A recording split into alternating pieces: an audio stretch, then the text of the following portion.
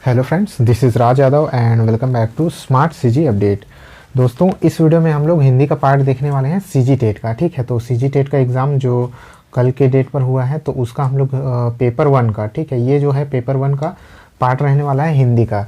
तो इसमें पूरे हिंदी के जो है ऑथेंटिक उत्तर के साथ हमारा प्रयास रहेगा कि आप लोगों को जो है पूरा ऑथेंटिक उत्तर देने का।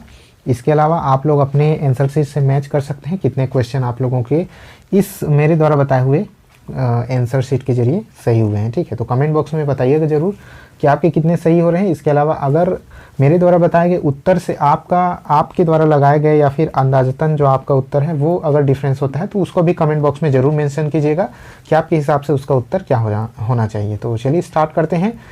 तो सबसे पहले देखते हैं यहाँ क्वेश्चन नंबर 1। यहाँ पर जो है क्वेश्चन नंबर 31, बच्चे लिखने में गलतियाँ करते हैं क्योंकि।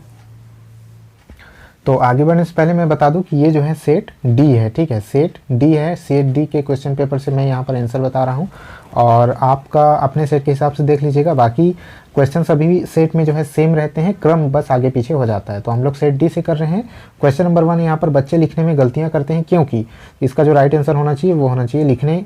ऑप्शन नंबर ए, लिखने की गलतियां बच्चों में सीखने का प्राकृतिक हिस्सा है। तो लिखने की जो गलतियां होती हैं वो बच्चों के लिखने का या बच्चों के सीखने का प्राकृतिक हिस्सा होता है।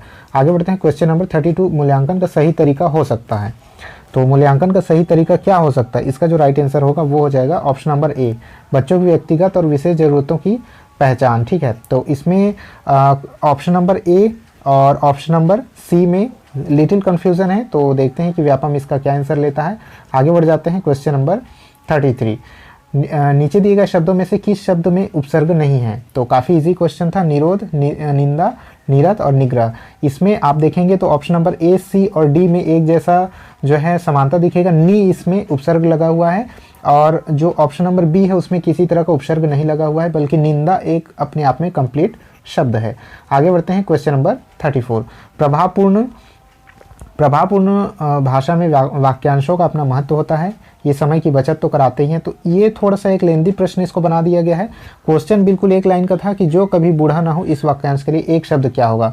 अनेक शब्दों का एक शब्द इसमें पूछा गया है। जो कभी बूढ़ा ना हो इस वाक्यांश के लिए एक शब्द क्या होगा? तो इसका जो राइट आंसर हो जाएगा वो हो जाएगा अजर। ठीक है, अजर। अजर दो शब्दों से मिलकर बना है, अ धन जर। जर का अर्थ होता है बुढ़ापा या बूढ़ा। तो अजर, जो कभी बूढ़ा नहीं होता वो हो जाता है अजर। प्राथमिक स्तर में पढ़ने का क्या अभिप्राय है? सही सही उच्चारण करना, पढ़ने के नियम को जानना।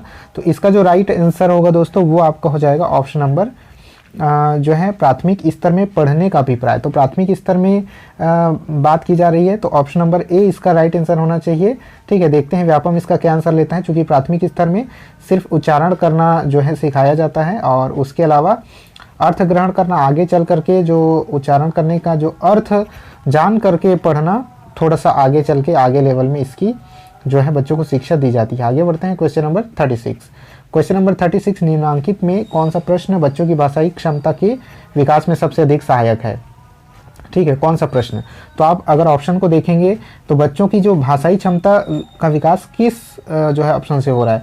ऑप्शन नंबर ए है, बछड़ा अपनी माँ के पास कब गया, उसने अपनी माँ से क्या क्या बातें की होंगी। तो ये जो है एक बच्चे को सोचने पे मजबूर करने वाला प्रश्न है। ठीक है, एक बच्चा अपने थॉट को फैला पाएगा, अपने थॉट को अपने सोच के हिसाब से आंसर गढ़ पाएगा। जबकि ऑप्शन नंबर बी में आप देखेंगे, राम तुम्हारे पिताजी का क्या नाम है, वो एक शब्द में उत्तर देगा। इसके अलावा प्रिया तुम्हारी सबसे अच्छी सहेली का क्या नाम है, वो एक शब्द में उत्तर देगी। हरी घास शब्द का इस्तेमाल करते हुए एक वाक्य बनाओ। तो ये जो है एक वाक्य बनाना है, मतलब एक वाक्य का उत्तर होगा। लेकिन ऑप्शन नंबर ए में अपने सोच को जो है प्रसार करने का मौका दिया जा रहा है। ऑप्शन नंबर ए इसका राइट आंसर हो जाएगा। आगे बढ़ते हैं, देखते हैं क्वेश्चन नेक्स्ट। तो यहाँ पर से क्वेश्चन नंबर 37 से अपठित गद्यांश स्टार्ट है और यहाँ पर कुछ इस तरह के गद्यांश दिए हुए हैं। हम लोग आंसर देख लेते हैं। उपयुक्त गद्यांश के माध्यम से लेखक ने पाठकों को खाली स्थान बतलाया है। तो इसका जो राइट आंसर होना चाहिए वो होना चाहिए जीवन में प्रेम का महत्व। आगे बढ़ते हैं। तो इसमें जो है क्वेश्चन नंबर 38, लेखक के अनुसार किस भोजन के न मिलने अथवा दूषित भोजन मिलने से सारी कमजोरियां उत्पन्न होती हैं? तो आध्यात्मिक भोजन, option number B right answer हो जाएगा। क्वेश्चन नंबर 39, लेखक के अनुसार हमें कलाकार से क्या प्राप्त होता है? तो इसका जो राइट आंसर होगा वो हो जाएगा आपका ऑप्शन नंबर सी, सौंदर्य की अनुभूति और प्रेम की उष्णता। ठीक है, आगे बढ़ते हैं। क्वेश्चन नंबर 40, क्वेश्चन नंबर 40 है, नीचे दिए गए वाक्यों में एक सही वाक्य है, सही वाक्य का चयन कीजिए। तो सही वाक्य आपको चुनना है। तो इसका राइट आंसर हो जाएगा आपके आशीर्वाद की आवश्यकता है। इसके अलावा बाकी के ये तीनों सेंटेंस जो हैं गलत होगा और ऑप्शन नंबर बी यहाँ पर राइट आंसर हो जाएगा। आगे बढ़ते हैं क्वेश्चन नंबर 41। नीचे दिए गए इसका विश्लेषण बिंदुओं के आधार पर सही विश्लेषण पहचानिए। भारतीय टीम ने टॉस जीता और बल्लेबाजी प्रारंभ की। तो यहाँ पर एक जो है विश्लेषण दिया हुआ है, उसको आपको सही विश्लेषण को चुनना है। ठीक है, तो यहाँ पर जो राइट आंसर होगा वो आपका हो जाएगा ऑप्शन नंबर बी, यहाँ पर आपका राइट आंसर हो जाएगा। ठीक है, बी आपका राइट आंसर यहाँ पर हो जाएगा। यहाँ पर आप देख सकते हैं क्रिया, सबसे पहले कर्ता टीम ने, तो कारक चिन्ह आप लोगों ने पढ़ा होगा, मैंने कई बार अपने क्लासेस में बताया हुआ है। कारक चिन्ह पढ़ लीजिएगा, आपका 1 से 2 नंबर के प्रश्न सही हो जाएंगे। ठीक है, हिंदी में आप चाहे किसी भी एग्जाम की तैयारी कर रहे हो, कारक चिन्ह अगर आपको अच्छे से पता है तो 1 नंबर निश्चित आप मान के चलिए। कर्ता ने कर्म को करण से संप्रदान के लिए, तो यहाँ कर्ता ने, टीम ने, ठीक है, तो कर्ता ने जो है कारक चिन्ह है, तो ऑप्शन नंबर बी यहाँ पर राइट आंसर हो जाएगा, क्योंकि ये यहाँ टीम ने बिल्कुल सही है। आगे बढ़ जाते हैं क्वेश्चन नंबर 42। कभी कभी बच्चे इस तरह से प्रश्न पूछ लेते हैं कि हम बड़े भी बगलें झांकने लगते हैं। इस वाक्य में बगलें झांकना का मुहावरे का अर्थ क्या होगा? तो ये हो जाएगा निरुत्तर हो जाना। बगलें झांकना मतलब इधर उधर देखना, जब उत्तर नहीं पता होता है तो हम इधर उधर ताकने लगते हैं, तो निरुत्तर हो जाना इसका जो है राइट आंसर हो जाएगा। आगे बढ़ते हैं क्वेश्चन नंबर 43। पहली बार स्कूल आने वाले बच्चे कोरी स्लेट होते हैं जिस पर सूचनाओं और ज्ञान भरना स्कूल का दायित्व होता है। इस कथन की पुष्टि के लिए तथ्य है। तो दोस्तों यहाँ पर एक चीज़ दिया गया है कि पहले जो है शिक्षा शास्त्रियों का ये मानना था कि बच्चे कोरी स्लेट की तरह स्कूल में आते हैं, लेकिन अब जो है अब के शिक्षा शास्त्रियों का मानना है कि बच्चे अपने आसपास से बहुत सारे अनुभव और ज्ञान लेकर आते हैं, वो कोरी स्लेट नहीं होते। बट क्वेश्चन यहाँ पर इस तरह से दिया गया है कि इस कथन की पुष्टि आपको करना है। इस कथन की पुष्टि के लिए कौन सा तथ्य है ये आपको बताना है। ठीक है, तो थोड़ा सा ये घुमावदार प्रश्न है, क्योंकि यहाँ पर इस वाले कथन की पुष्टि करने की बात की जा रही है, तो अगर इस हिसाब से देखा जाए तो ये इसका सही आंसर नहीं होना चाहिए। और इसके अलावा यह प्रचलित मान्यता है जो लगभग सत्य है, ये भी नहीं होना चाहिए, क्योंकि ये सत्य नहीं है कि बच्चे कोरी स्लेट होते हैं, ये सत्य बिल्कुल नहीं है। ठीक है, तो अगर आप देखेंगे तो ऑप्शन नंबर सी इसका राइट आंसर होना चाहिए। देखते हैं कि जो है व्यापम इसका क्या आंसर लेता है। आगे बढ़ते हैं क्वेश्चन नंबर 44। गरिमा कक्षा 2 में पढ़ती है, वह शब्द का उच्चारण अशुद्ध रूप से करती है। महिमा उसकी शिक्षिका है, वह बहुत ही संवेदनशील है कक्षा के प्रत्येक बच्चे को, तो इस तरह से वो समझाती है, शुद्ध उच्चारण करना सिखाती है, तो धीरे धीरे गरिमा जो है शुद्ध उच्चारण करना सीख जाती है। तो इस तरह से इसमें ये पूछा जा रहा है कि ये जो प्रारंभिक अवस्था में उच्चारण दोष होने का क्या कारण रहा होगा, जो गरिमा है उसके प्रारंभिक अवस्था में उच्चारण दोष क्यों था, ये आपसे पूछा जा रहा है। तो इस क्वेश्चन का जो राइट आंसर होना चाहिए वो आपका होना चाहिए उचित दिशा निर्देशों का अभाव, यानी कि पहले उसको उचित दिशा निर्देश नहीं मिलते थे, इसलिए वो उच्चारण में गलतियां करती थी, लेकिन उसकी जो शिक्षिका के आने के बाद उसके उच्चारण दोष में जो है कमी आने लगी। Question number 46। पीताम्बर यानी कि पीला कपड़ा विशेषण और विशेष्य, उसके आधार पर सही विकल्प चुनिए। तो इसका राइट आंसर हो जाएगा कर्मधारय समास। विशेषण विशेष्य का जो जोड़ा होता है वो कर्मधारय समास में होता है।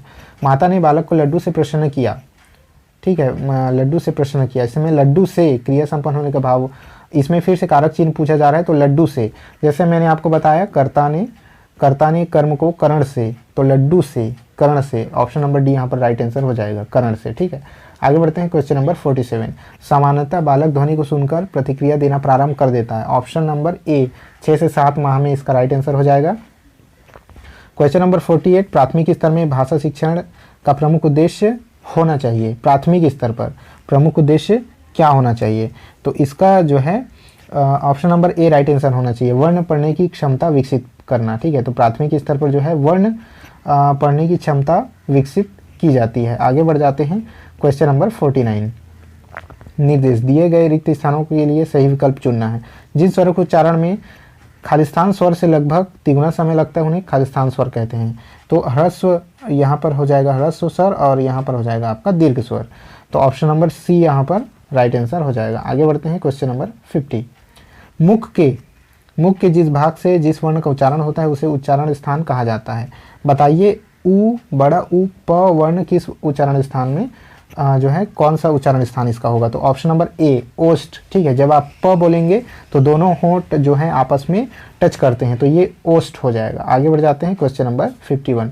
निम्नलिखित में से पर्वत शब्द का पर्यायवाची चुनिए। तो पर्वत शब्द का पर्यायवाची ऑप्शन है अपगा, अंचल, द्रुम, वारिद। तो अगर आप यहाँ पर ध्यान से देखेंगे तो परवश शब्द का इनमें से कोई भी एक जो है पर्यायवाची नहीं होगा।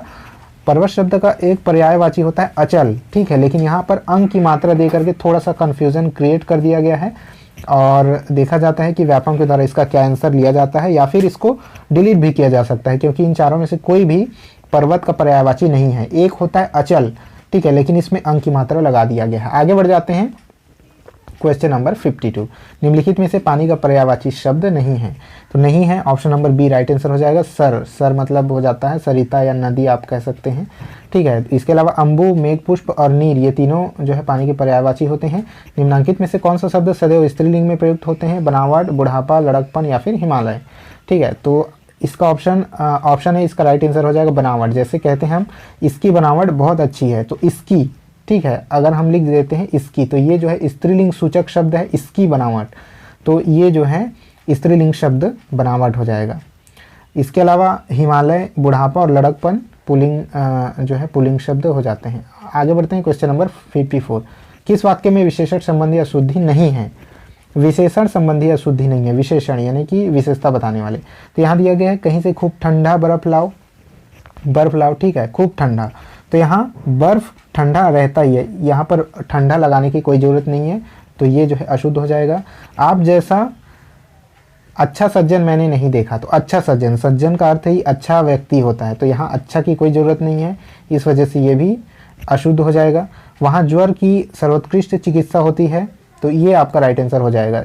ऑप्शन डी भी देख लेते हैं। यह बात एक गोपनीय रहस्य है, तो गोपनीय और रहस्य, रहस्य का मतलब ही गोपनीय बात होता है, तो गोपनीय यहाँ कोई ज़रूरत नहीं है, ठीक है, इस वजह से ये भी रॉन्ग हो जाएगा। ऑप्शन नंबर सी यहाँ पर आपका राइट आंसर हो जाएगा। आगे बढ़ते हैं क्वेश्चन नंबर 55। क्वेश्चन नंबर 55 है, स्कूल की भाषा और घर की भाषा में अंतर होने से जो है इसका जो राइट आंसर आपका होगा वो आपका हो जाएगा ऑप्शन नंबर सी। भाषा सीखने में बच्चों को समस्या होती है, तो अगर स्कूल और घर की भाषा में भिन्नता है तो बच्चे भाषा सीखने में थोड़ी सी कठिनाई बच्चों को होगी। कौन सा प्रश्न कक्षा में बहुभाषिता को परिभाषित करता है? इसका जो राइट आंसर होगा वो हो जाएगा ऑप्शन नंबर डी। माँ को अपनी अपनी भाषा में क्या कहते हैं? अगर ये टीचर द्वारा कहा जाता है तो लोग जो है स्टूडेंट, बच्चे जो है अपनी अपनी भाषा में उस चीज़ को बताएंगे, तो ये जो है बहुभाषिकता को परिभाषित करेगा। Question number 57। मनुष्य और जानवरों की भाषा में अंतर होने का प्रमुख कारण क्या है? ऑप्शन ए इसका राइट आंसर हो जाएगा।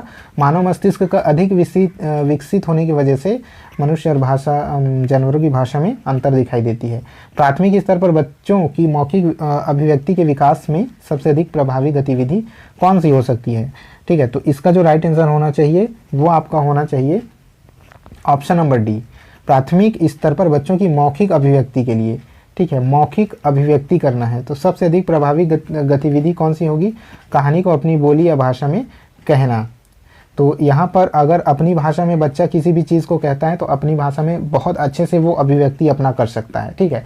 मान लीजिए कोई बच्चा बंगाल क्षेत्र का है, ठीक है, उसको हिंदी अच्छे से नहीं आती, उसको बंगाली अच्छे से आती है, तो अगर अपनी भाषा में उसको कहानी कहने को कहा जाएगा तो अपने बंगाली लैंग्वेज में वो एक तरह से बहुत ही अच्छा एक्सप्रेस कर पाएगा अपनी भावनाओं को, अपने जो है जो भी शब्द उसके दिमाग में जो भी विचार आते हैं उनको, ठीक है। ऑप्शन नंबर डी यहाँ पर राइट आंसर हो जाएगा। आगे बढ़ जाते हैं क्वेश्चन नंबर 59। नीचे दिए गए शब्द में सही विकल्प चुनना है, तो यहाँ पर आपको संधि का एक विच्छेद रूप दिखाई दे रहा होगा, ठीक है, तो यहाँ पर आपको सही रूप जो चुनना है तो इसका जो राइट आंसर होगा वो हो जाएगा ऑप्शन नंबर सी, च, ठीक है। आधा च और अ मिलकर च बन जाते हैं, च अ, आधा क और बड़ा ई, ये सभी को मिला करके आपका चक्की बन जाएगा। ऑप्शन नंबर सी इसका राइट आंसर हो जाएगा। Question number 60। तत्सम शब्द अपनी भाषा के मौलिक रूप से में बिना किसी परिवर्तन के प्रयुक्त होते हैं, जबकि तद्भव शब्द अपना रूप बदल लेते हैं। इस कथन में परिप्रेक्ष्य में अक्षर शब्द का तद्भव रूप क्या होगा? तो अक्षत यहाँ तत्सम है, इसका तद्भव आपसे पूछा जा रहा है, तो इसका जो राइट आंसर जो होना चाहिए वो आपका होना चाहिए ऑप्शन नंबर डी, ठीक है, ऑप्शन नंबर डी अक्षत। अक्षत जो है तद्भव होकर के अक्षत हो जाता है। तो चलिए ठीक है, इस वीडियो में इतना ही था। 30 क्वेश्चन हम लोगों ने यहाँ पर हिंदी के किए हैं। आप लोगों के कितने सही हुए कमेंट बॉक्स में ज़रूर बताइएगा। इसके अलावा आपके हिसाब से अगर किसी प्रश्न का उत्तर कोई कुछ और आ रहा है तो उसको भी ज़रूर मेंशन कीजिएगा। लाइक कर दीजिएगा वीडियो को अगर पसंद आया होगा तो इससे रिलेटेड और भी जो सब्जेक्ट बढ़ गए हैं उसके जो है पूरे ऑथेंटिक जो है आंसर आप लोगों के सामने प्रस्तुत करने की कोशिश की जाएगी। चैनल को सब्सक्राइब कर लीजिएगा, वीडियो को लाइक और शेयर अपने दोस्तों के साथ जरूर कर लीजिएगा। मिलते हैं नेक्स्ट वीडियो में, तब तक के लिए जय हिंद।